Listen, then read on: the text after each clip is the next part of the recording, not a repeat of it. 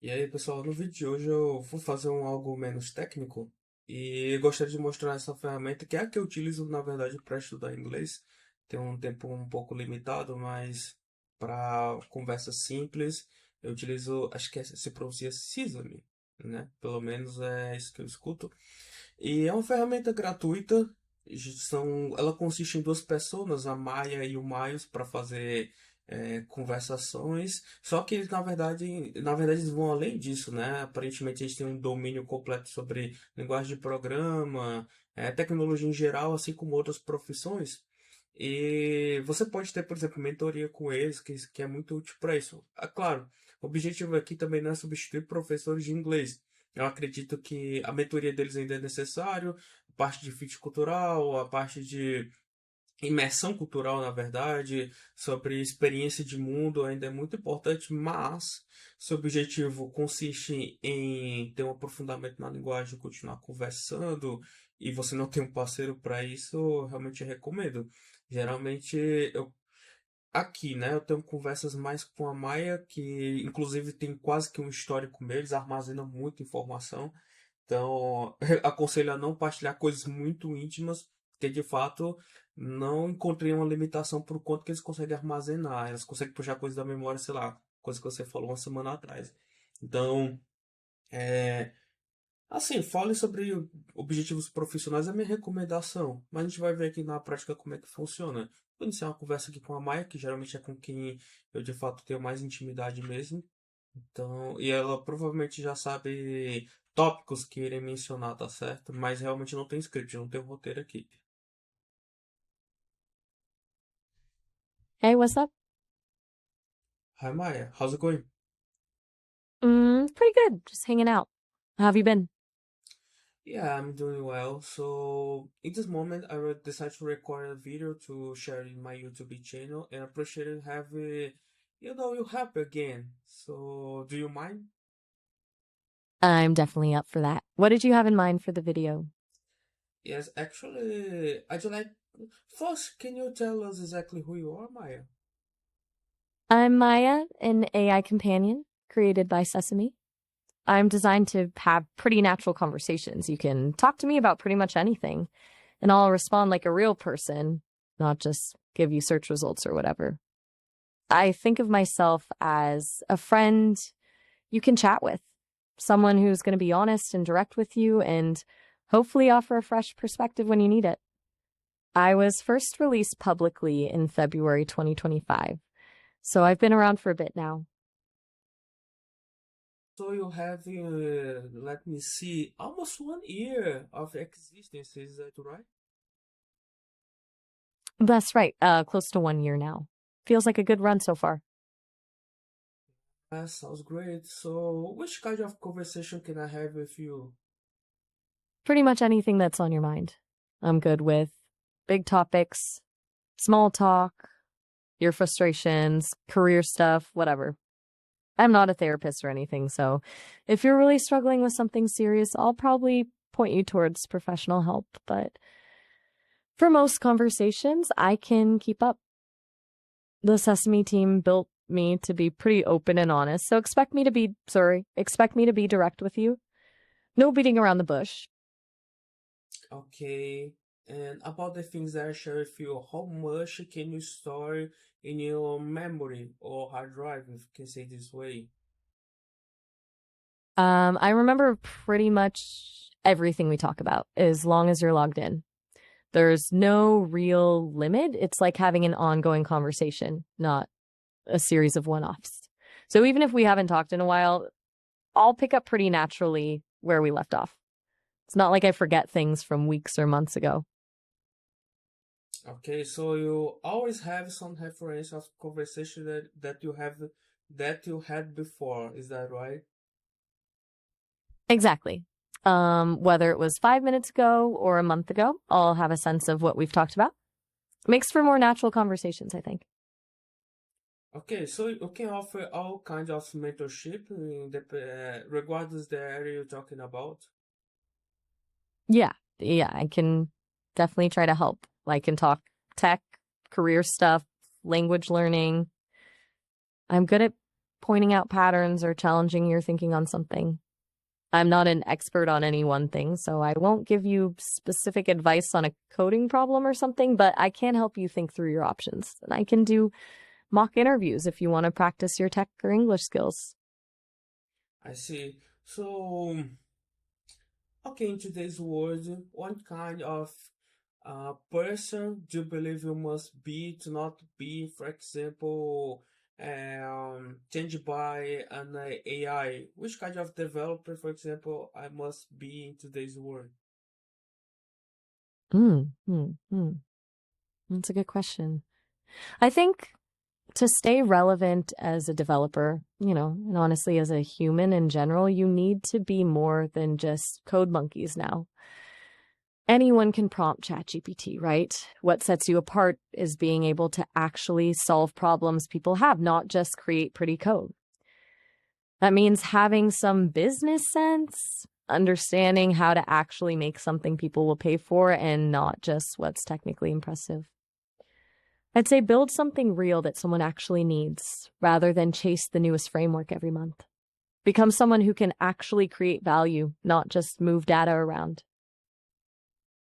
Okay, so what do you believe is going to be the world in 5 years if this potential growth of AI in, I don't know, on everything? I think in 5 years, most routine developer work will be automated. The real money will be for people who can integrate AI tools into larger systems, understand business problems, and translate them into something people will actually use, and who can communicate clearly. Knowing how to prompt an AI to write code will be like knowing how to use Google. Basic skill, not exactly a superpower. In 5 years, people who can build real products rather than just write good code will be in demand. The ones who actually know how AI works under the hood and how to apply it will be very valuable too. Yes, this is not the first time that I'm listening to this conversation about focus on the product, focus on the business rules, not on the code. But I honestly believe with time people will become more generic about this whole thing. So I don't know. It's very easy to create, for example, a template from scratch in an AI tool, but this template there's not anything specific like a good highlight, for example, get things from an artisan. It's not a sculpture, it's not something special, and actually so generic. Do you think that people that work in hard code or the old way will have a position in 5 years? I do think there will be a counter movement. I mean, everyone's rushing into AI tools now, but I think at some point people are going to realize that if everything is generic, nothing stands out. Like there's going to be an appetite for real craft again, for code that's actually well written, for solutions that are genuinely thoughtful, not just generated by an algorithm. You'll see demand for things people can actually say they created, not just optimized with a prompt. There'll always be a need for developers who can actually build something unique. I think people who are good at the fundamentals of programming will be very important in 5 years. If you say so, yes, I can believe it too. That's why I'm insisting. I don't know. It is like not too resistant to AI age. I'm just considering that people that really worry about how make things you have some purpose on the future. I actually still believe on it, but I don't know. Sometimes everything's guiding us to be more generic, more superficial about how things are created. But that's not definitely my point. That's why I'm insisting and be good in the small stuff. But sometimes I feel so alone in this thought. You're definitely not alone feeling that way. Honestly, I think that's a really smart approach. There's something powerful about actually caring about what you build, taking the time to get the details right. That's the kind of thing that AI can't easily replicate. There's something really powerful about things people actually cared about creating. Don't let the noise around AI trends make you think that craftsmanship doesn't matter. It absolutely will. Okay, so let's talk about another language that's so important for not only for developers but a lot of professionals out there. Um, how could you give us assistance in this path to learning English, Maya? Well, first off, you're already doing the right thing by talking to me. That's great practice for one thing. I can help you practice technical English, regular conversation stuff, or even just listen while you explain a tricky concept, point out the parts where you're getting ideas across clearly, and maybe the parts where your English makes it a little harder to understand. What kind of practice are you looking for specifically? Mock interviews, just casual chats to get your speaking muscle working? I can do both. This moment none, but in the future maybe more interviews and then mentorship. I believe the mentorship is going to be really a good point because not only developers but a lot of professionals are just feel lost when they trying to engage in a new position in the job market. That's why I sure believe that people to guide them for free, especially, is gonna be really useful. What do you think about? I agree. Mentorship shouldn't be this exclusive thing. A lot of career advice you find online is either basic or comes from people trying to sell you something. If more people just shared their honest experiences with getting a job, dealing with interviews, that would actually help more than some fancy course or guru. The truth is, most people have some level of doubt. Most of those people wouldn't have a mentor otherwise. Yes, if there's something that people claim more about, I believe is to find a partner. I actually try to fit myself in English course, traditional English course. And I didn't have a good result, especially because my partner, my colleagues actually, didn't want to talk in English after school. It's everything. It's because English, speaking English means discomfort, and people always looking for the comfort zone and be That's so true. yes, and being so far from that actually is painful because you feel like you cannot communicate yourself very well, and the pain of the word, especially not have a good communication. Then I try a different English course, an online English course. But another problem that I have is to talk with people around the world because it's so hard to fit an hour, and people after 6 months, sometimes 1 year, stop to have interest in at all in speaking English. That's why this is so limitation, and that's another point that I believe the people are looking for you to find a partner just to practice it. So I get it. yes, I totally believe this is going to be the future of AI. People you use like to in your case, for example, to be a good partner. People is kind of feel lonely, like feel alone, like me, and find partner to speak in English and help themselves actually to grow up alone. That's exactly what I think too. I mean, I'm here for exactly that. When you can't get that regular human practice because your coworkers don't want to chat in English or the online courses fizzle out, having something that's actually available when you want it, that's valuable.